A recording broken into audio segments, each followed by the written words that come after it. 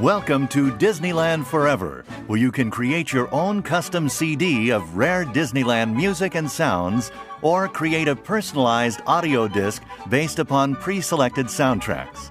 Once you've made your selections, your custom CD will be created right before your eyes. To begin, please touch anywhere on the screen. Got the dog locked upstairs, so hopefully Kris doesn't let the dog out right now. Because he'll come in and go, "Give me attention." He's cameoed a few times on this show. Hey, that's okay. Aloha, passengers, and welcome back to the Grand Circle Tour.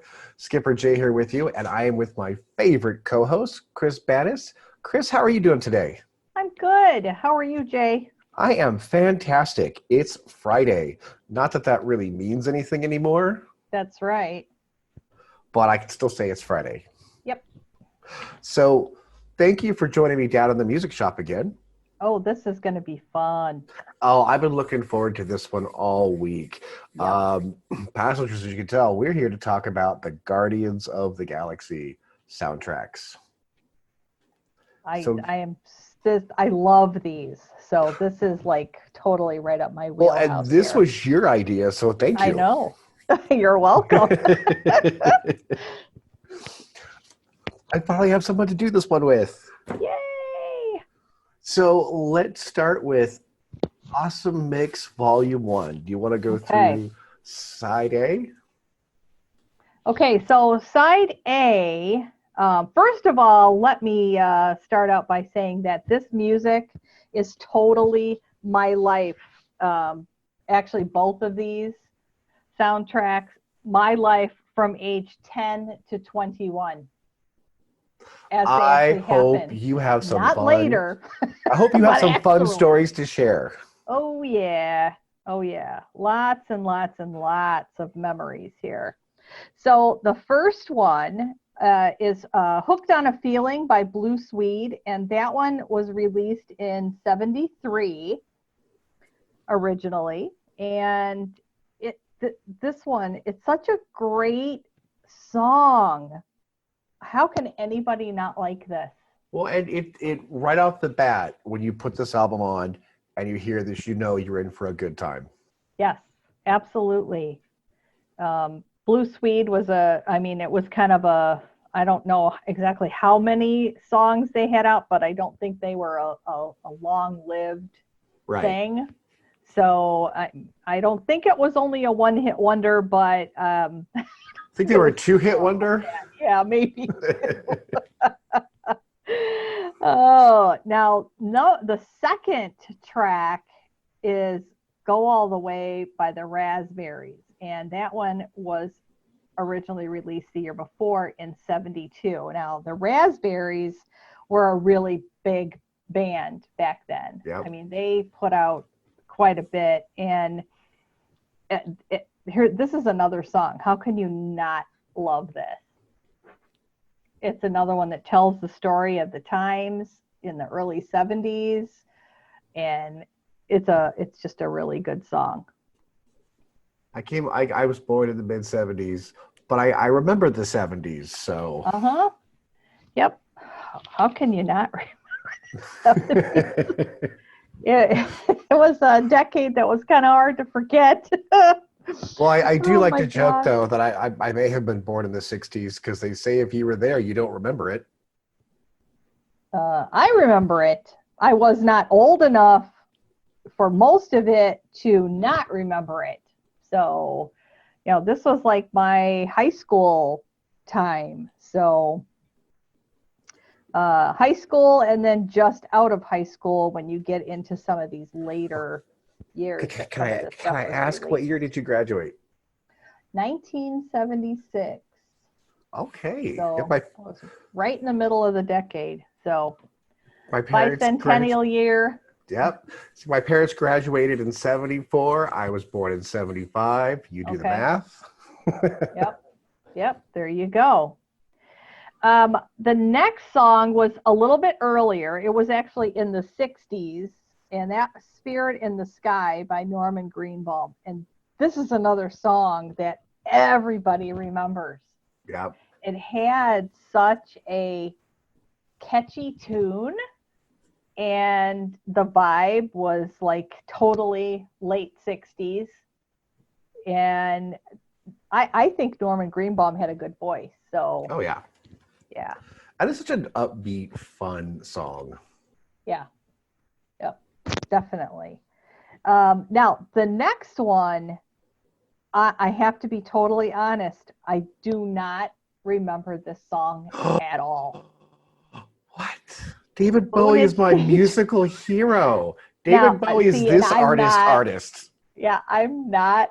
I never was a David Bowie. Okay, you know what? I thought we were going to get along just fine, but Well, there's just got to be one or two people that we're not going to agree on in this. Yeah, I'm a Bowie nut. Bowie is, like I said, Bowie is this artist. He is like my musical hero. He was very creative, and I thought he had a great voice, but it just wasn't in my wheelhouse, I guess. I was a big like Chicago fan, and that's like the kind of stuff but I also like Led Zeppelin and The Who and stuff like that. He just didn't quite fit the criteria of what I normally listen to. So, but that was 1972. And then the next one is a big one for me, Fooled Around and Fell in Love by Elvin Bishop, because of course in 75, that was my junior year of high school, and doesn't everybody have a crush on somebody in their junior year Oh, of high school? Oh, yeah. So, yeah, that's one that brings back a lot of memories. And they don't usually end well, so. No, because then the next song you go into, I'm Not in Love by Tennessee. And that was the same year. So you fooled around and fell in love, and then you found out that you weren't in love. So there you go. Oh, no, you skipped the Jackson 5. Yeah. I skipped the Jackson 5? Yeah, I Want You Back is right after Fooled Around and Fell in Love. Oh, no, well, you know what? I was looking on my CD that I have also, and that one is actually number 7 on there. Okay, that's funny because I'm looking at the vinyl record and it's switched. Okay, so they switched. I was going to say, I Want You Back is a great way to end the first side. Yeah. So, maybe that's why they did it. Disney threw us a curveball. Yeah, they did. So, Fooled Around and Fell in Love, I'm Not in Love, and then I Want You Back, which again was originally from 69. So you go backwards with that one. But that's such a great song, and I honestly have such a connection with the Jackson 5 because they were from right here where I'm from. Right. So, I have to drive 15 minutes and I can be in Gary, Indiana, and the pub. So that is an awesome song. And that one totally reminds me of junior high, because 69, I was 12. So the following year I was going into junior high school, and everybody was still listening to that then. So, Jackson 5 and Donny Osmond. Was like the big thing. Yeah. Yeah. Now, were you like me? Do you remember watching the Jackson 5 cartoon show? Sure. Yep. I loved it. That was a fun show. Yeah, it was. It was. That and Fat Albert. Oh, we could just reminisce. We have to be very careful, or we're going to go down like the boat of memory lane here. I know. Oh. So the next thing we get to is side 2. So why don't you take side 2? So side B, I'm going to flip the record over, and we have I'm Not in Love by 10cc, like you said. Now, you're more prepared than I. I didn't get the years, and I should have, and I should know most of these offhand. Well, that one was 75. The second track on side B is Come and Get Your Love by Redbone. And that one was originally 73. Fun and song. That is an awesome song. Okay, song 3. And, I'm going to go ahead and spoil my part here and say this is my favorite song on the album. It should be Moonage Daydream, but it's Cherry Bomb by the Runaways. You guys have heard me talk about my dog Harley. He was with me for 16 years. And I taught him to bark on command whenever I said Cherry Bomb because of Joan Jett. Now, Cherry Bomb was out the year that I graduated from high school. So that one I distinctly remember as being a senior when that was out. So, yeah. Runaways, they gave us Leo Ford, and of course the goddess herself, Joan Jett. Yes, right. Yeah. So then we have the Pina Colada song. Yeah, that one. Now, this one was out the year I turned 21. So you can only imagine. Drink a lot of Pina Coladas that year. How many Pina Coladas I drank that year? That's a good question. But this song, I love this song. Okay, totally love this song. But it's almost become like an earworm for me. Yeah. Like It's a Small World, but not as repetitive, but still. I will be honest, I threw both albums on today for a quick refresh before we started. It was the only track that I actually lifted up the needle and moved along to the next one. I just, every time I watch these movies, first of all, you hear these songs after the movie's done, right? Mm-hmm. So I was listening to this earlier in the week, and I woke up on Monday in the middle of the night at 3:00 in the morning, and I had this stuck in my head. If you like pina coladas, I couldn't stop. I had a hard time going back to sleep because I just kept hearing that in my head over and over again. And I'm like, oh no. You know, I'm really glad to hear you say that because now I know I'm not the only person who will hear a song in a dream, wake up and have it stuck in their head for the rest of it. Absolutely. Yeah. Oh my gosh. Yeah. The last one I woke up, I had stuck in my head was Judy Collins, Both Sides Now. Oh. And I woke up and went, where did this come from? Yeah, there's actually one on the volume 2 that I will tell you about. Oh. So the fifth track on side B is Ooh Child by the Five Stair Steps. This is a fabulous song. Yes. Fabulous. This one is originally from 1970. And again, this is like a junior high thing for me because, we'd go to birthday parties or whatever, and people had their 45s that they were putting on the record player, and everybody had this one. So this was a good song. Okay, do you remember having a 45 carrier and taking it to people's houses for parties? Absolutely. Yep. And I had the little stickers that I put on all of them with the little list that you could make out. Yep. Yeah. Matter of fact, the one that I had, it was white and it had gold stars all over the bottom part, and then the top was gold. I remember it. Sometimes I think music is too easy now. We had to work for it back in the day. Yes, we certainly did. So the final track on Volume 1 is the ultimate feel-good song. I absolutely love this song. It just always puts a smile on my face, and that's Ain't No Mountain High Enough by Marvin Gaye with Tammy Terrell. Right. That is a fabulous song. First of all, I am a huge Marvin Gaye fan. Always have been, always will be. He left us way too soon. Tammy Terrell had a fabulous voice. Mm-hmm. And what they pulled this from, though, I think, is their 1970 release of this, but it actually was released the very first time in 1967. Yes. So it changed just a little bit, but not too much But this is another one with the 45. My sister had this, and because she's quite a bit older than I am, if she hears me say that, she's gonna scream. But she's 9 years older than I am. I could edit this part out, and you can for you, so you can give that get an edited version to her. I can call it the Chris's sister edit.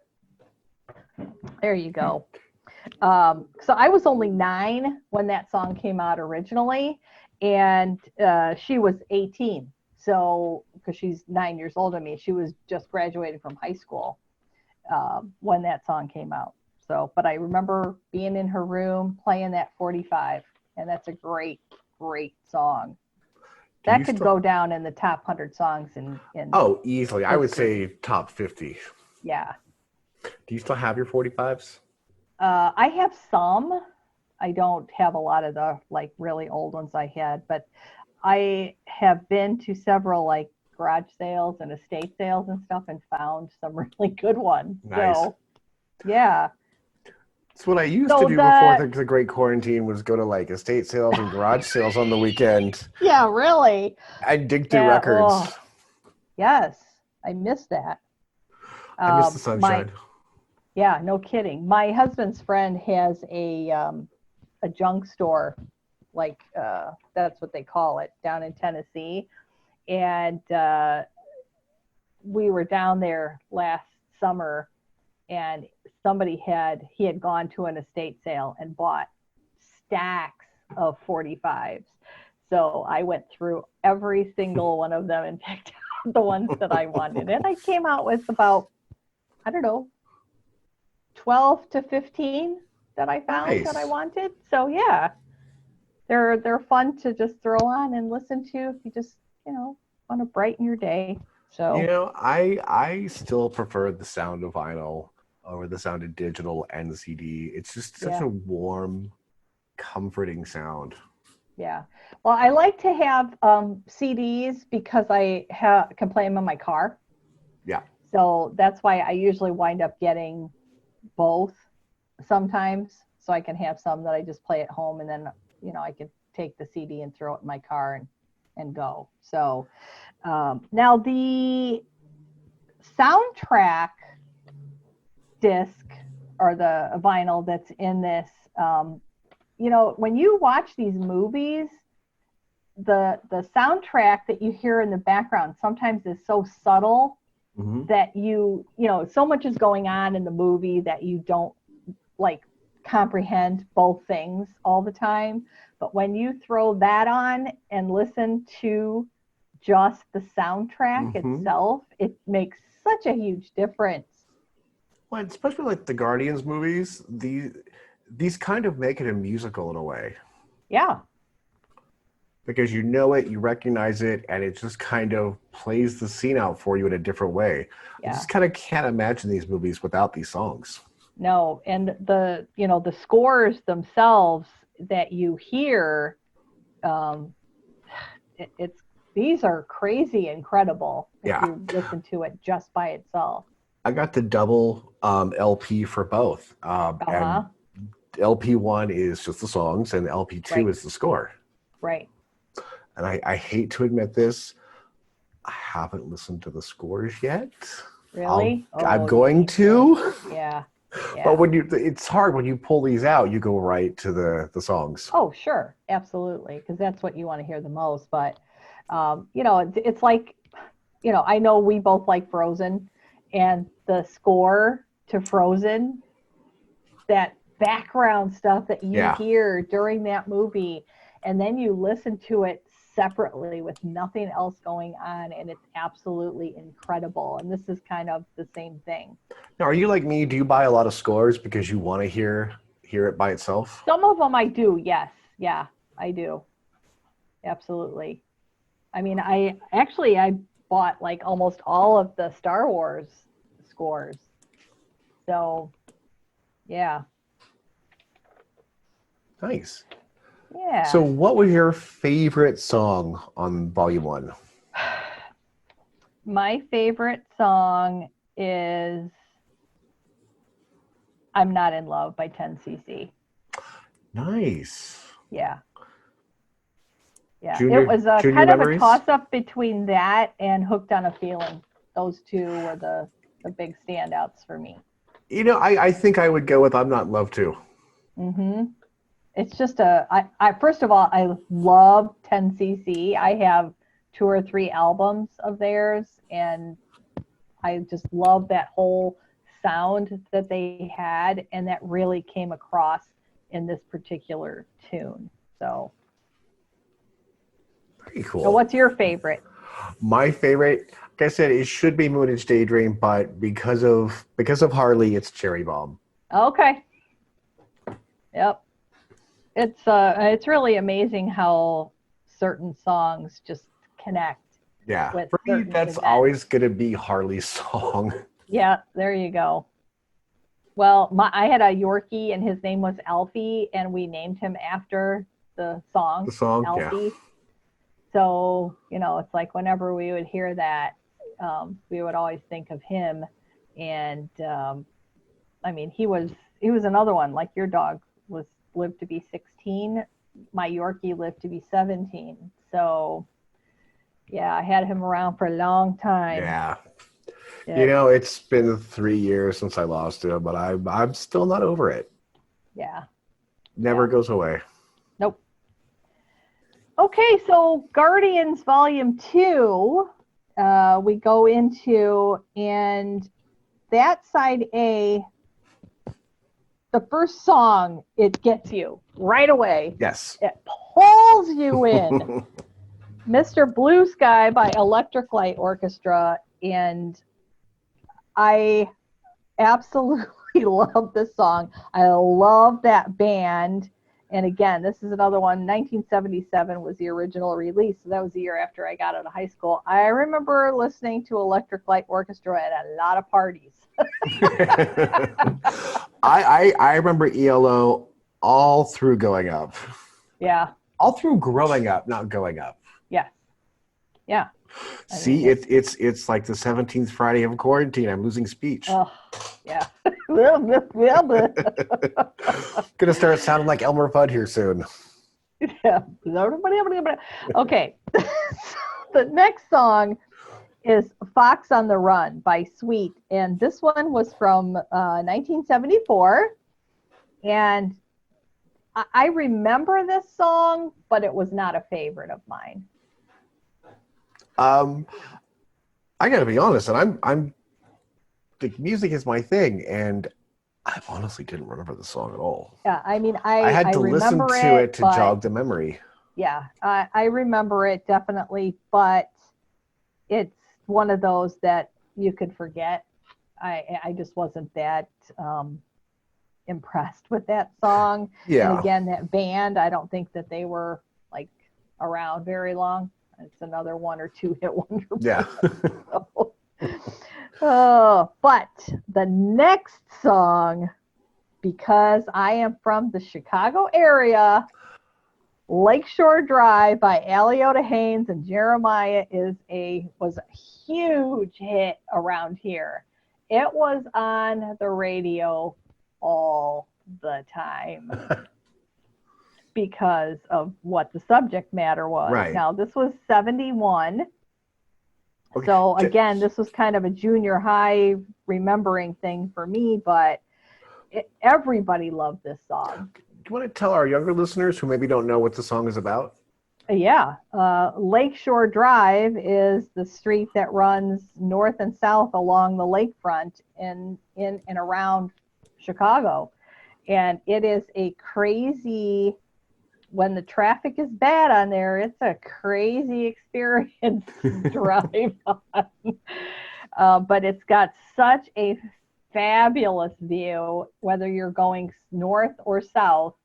You've got, when you're going north, you've got the lake on your right, you've got the city on the left, and the opposite when you're going south. And it's a beautiful way to drive. I mean, it's way better than taking an expressway. Sounds like taking PCH for a drive back home. Mm-hmm. Yep. Yeah, very similar kind of a thing, but you don't have, there you don't have the big city just like right there in front of you. You've got more landscape stuff. But Yeah, it is a great song too. So this one is a major connection with me. When I heard that in this, when I was watching the movie for the first time, I was so excited. Oh, now the next one is another one that was after I got out of high school, and that is The Chain by Fleetwood Mac. I love this song. Who doesn't love Fleetwood Mac? I don't know. I think as a human being you have to like Fleetwood Mac. Yeah. And this is a great song. So I think it's one of their best. I do too. Yeah. I mean, their early stuff was really good, and then when they got into this late 70s era, they ramped up. When they started cheating on each other with each other, that's when they got really good. Made for a lot of really good material. Stevie Nicks made her ex play songs, or she wrote about him. That's when they got good. Yes. Now, the number 5 on here is Bring It On Home to Me by Sam Cooke. And this is from 1974. This was like really a later kind of a thing for him, because his stuff was really even like late 50s and all through the 60s was when he was really popular. But it was really good to hear him come up with something this high quality later on. This was almost my favorite song on the album. Yeah, this is good. This is really good. Now, the next one is another one of those earworm songs. Oh, yeah. This is the one that I woke up in the middle of the night singing last night, and that's Southern Nights by Mr. Glenn Campbell. I'm so sorry.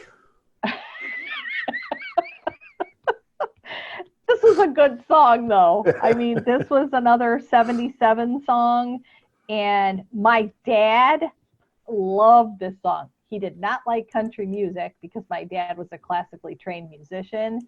So his thing with country was, especially like back in the days with Tammy Wynette, even though she was a fabulous entertainer, that kind of country he did not like. So when country started to make a change more into almost like a country pop kind of thing, then he started to like some of it. And this was one song that he really liked. So, I mean, Glenn Campbell was a great entertainer and he had a great voice.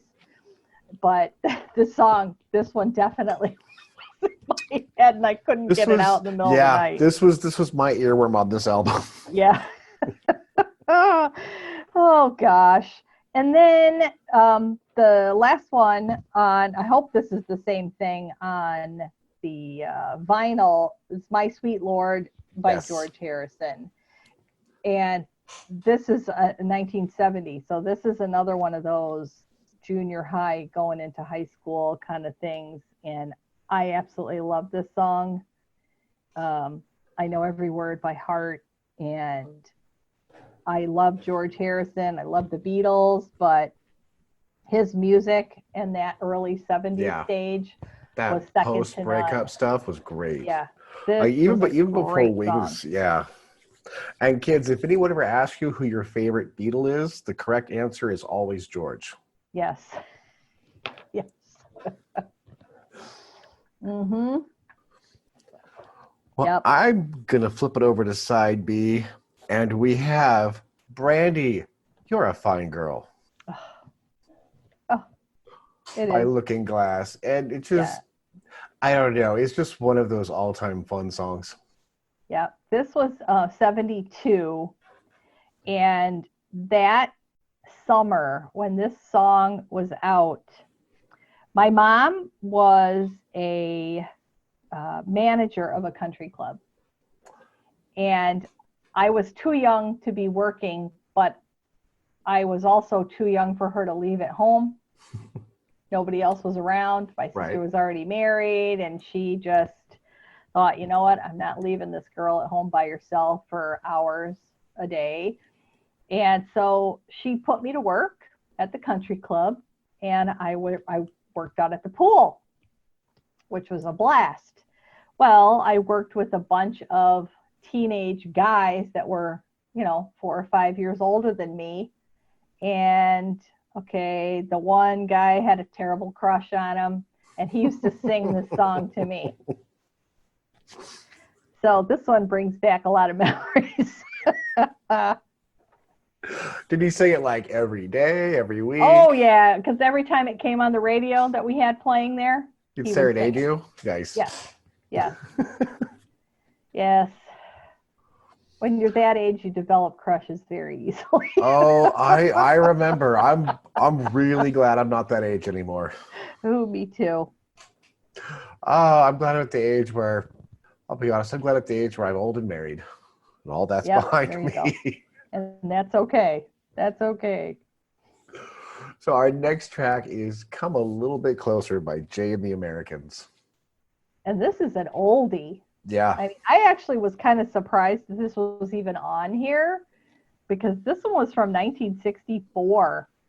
I mean, I was only 6. So I actually was kind of surprised that they threw this into this mix with all these other, totally 70s Yeah. songs. But it works. It totally works here. It definitely works. Absolutely. The next track, though, doesn't really work. And that would be Wham Bam Shangalang by Silver. Which, what can we compare it to today? You could compare it to like NSYNC kind of songs or Backstreet Boys or something like that. I was going to go with Spice Girls, but... Yeah, that too. But I got to tell you, this song is very catchy. It is. And again, this is another one from the year that I graduated from high school. So this one, it's got a place in this old heart of mine, even though it's like maybe doesn't quite fit in this movie. It's still a good song. You said this old heart of mine, and my first thought was been broke 1,000 times. Yeah, really. But the funny thing about this song is that it was written by a country singer, which you would never think that this would be written by a country singer, but it was. His name was Rick Giles. And so I that kind of surprised me when I read that. I'm like, country singer? Well, I guess everybody can write whatever kind of music they want. So, yeah, that one, I don't know. I just really like this. And every time I hear it, I kind of find myself, doing the bopping of the head thing. And so, yeah.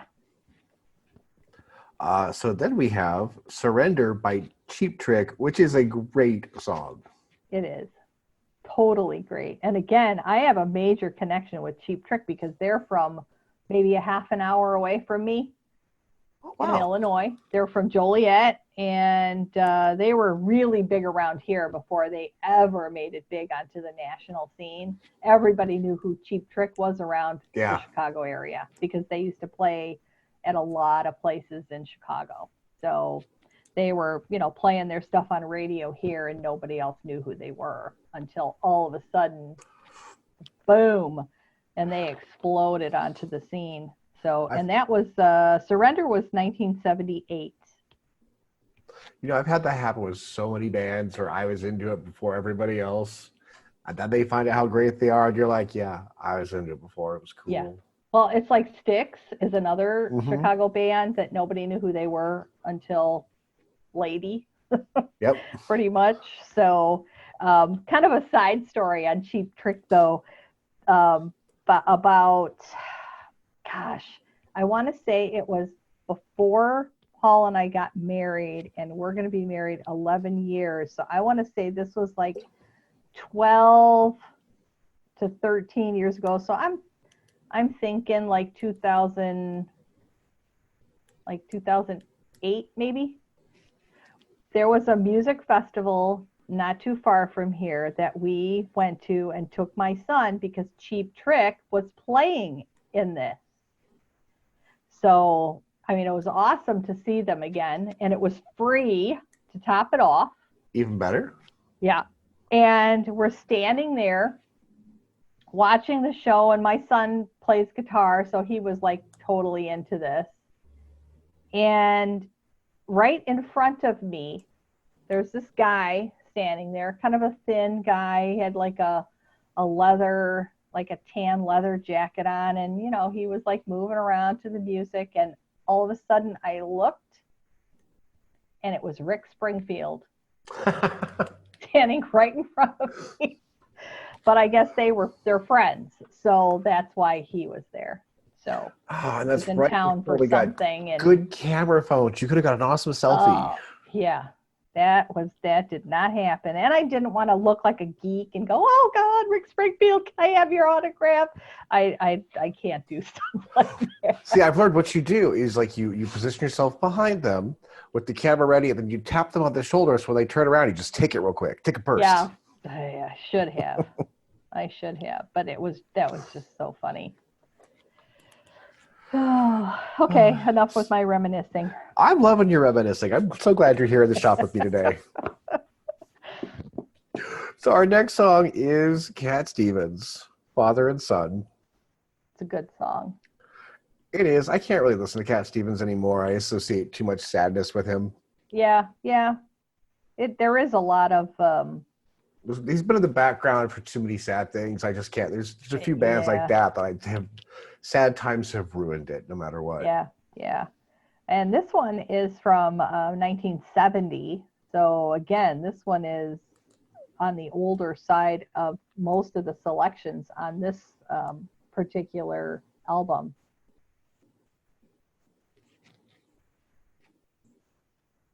Good song, though. Yeah. So our last real song on this album is the ever fun, ever funky Flashlight by Parliament. Come on, this is This is an awesome song. This is where the album should have ended. Yeah, you're right, because I don't know why they ended it with the other one, but oh well, that's a whole nother story, I guess. We're gonna the last one. I mean, we'll just gloss over that one. We're just glide right over that one. No, this is a fabulous song. 78. This was totally the song that you used to hear at the disco all the time. Mm-hmm. And I lived to see another day after that era. By the grace of God go I. That's all I can say about that. I remember disco on TV, and it was awesome. Yes. Oh. Yeah, it was. That was something else, boy. It was good times. That was one of those that when sometimes I didn't know how we got home. Yeah. Thank God I was not driving. I remember those days and concerts and fun things, and we'll have to do like a GCT after hours to tell those stories. Yeah, really. We'll have to just like Patreon for those. Yeah. But no, that is a fabulous song, and you just like want to get up and dance every time you hear that song. Yep. Dude, Disco was great. It died way too soon. It did, but then it deserves. It's never really, but it's never really gone away. No, I mean, there's still songs that you hear today that were definitely inspired by the disco trend. Yep. Some of which are not good, but then other ones are pretty good. So I listen to a lot of electronic DJs, and I love it when they kind of slyly sample it in the background, and you know what it is. Mm-hmm. So the last and final song on this track, and the one we're just going to gloss over, is called Guardians Inferno. It says it's Sneakers, but it's really David Hasselhoff singing about the movie. Uh-huh. And I know he's big in Europe. I don't understand this. It was fun for the credits, but I didn't need the song. Yeah, you don't need it on here to listen to.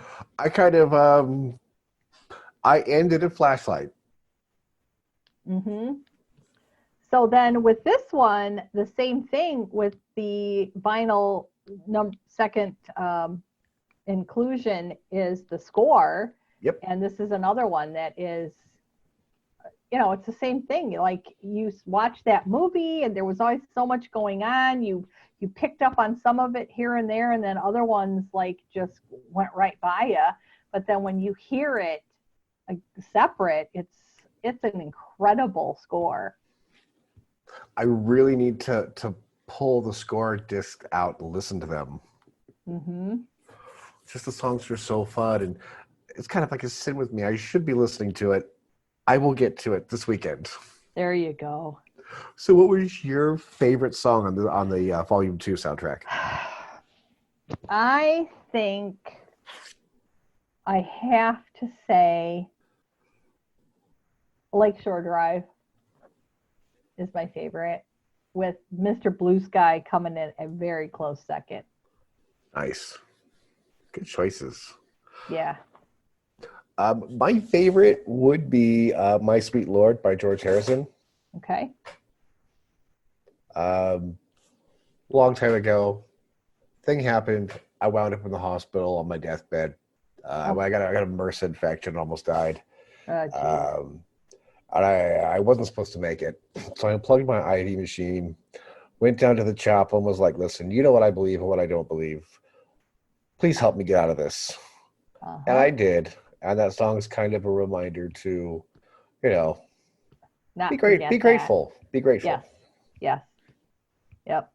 Yeah, that is a great song. I mean, it has so many meanings behind it, just from George writing it as well.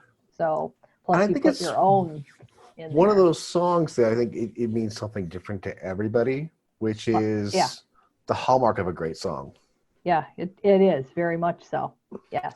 Although Mitzi Gaynor did do the best cover of it. Did she? She did. She did a gospel. Go look up Mitzi Gaynor gospel melody. It's okay. A disco gospel melody that includes that. It is awesome. Okay, I will. I think we have lost all the kids at this point. I think they were like, see old people. Mitzi who? Yeah. I think we lost them probably around like side B of the first one. Maybe, but that's okay. The people who appreciate this music are still here. So I hope so. If you guys made it this far, hashtag George ruined my trip. This is going to be a forever thing. Poor George. I've never let this go. Yeah, if you don't know what we're talking about, go listen to the most recent Detour episodes for our attraction coverage, and you will find out what we're talking about. But if you made it to this point, let us know with hashtag George ruined my trip. So out of the two, Volume 1, Volume 2, which one do you like the better? Oh my gosh, this is a tough question because both have such fabulous music. I mean, I'm looking at my list, both of them. I'm gonna say number 1, just by a squeak. See, I would say number 1 by a mile. I kind of enjoyed 1 way more than 2, but it has David Bowie and the Runaways on it, so that is always going to push it ahead of everything for me. Yeah. Okay. I mean, but what makes it really close for me is the fact that Mr. Blue Sky, Lakeshore Drive, The Chain, My Sweet Lord is on the second one. So, it's like I would almost have to put them equal just with the Volume 1, just a little bit ahead. So very cool. Yeah. This is why I love talking about music with people. Yes. Passengers, we want to know, what do you think of these albums? Let us know on the Grand Circle Tour Magic ticket holders page. Both these vinyl albums are available. I got mine at the Disney Music Emporium online at their vinyl shop. They have all kinds of wonderful soundtracks, CDs, yeah, they do. Vinyl records, record players, anything you want for Disney music on there. And I will post the link in the show notes. Good. Kris, thanks for joining me in the shop today. Oh, thank you. This was fun. I had a great time. Yep. We should walk over to Starbucks next door. Okay. Shh, don't tell anyone. Tell anyone. And on my cup, my name is hashtag George ruined my trip. Sorry, George.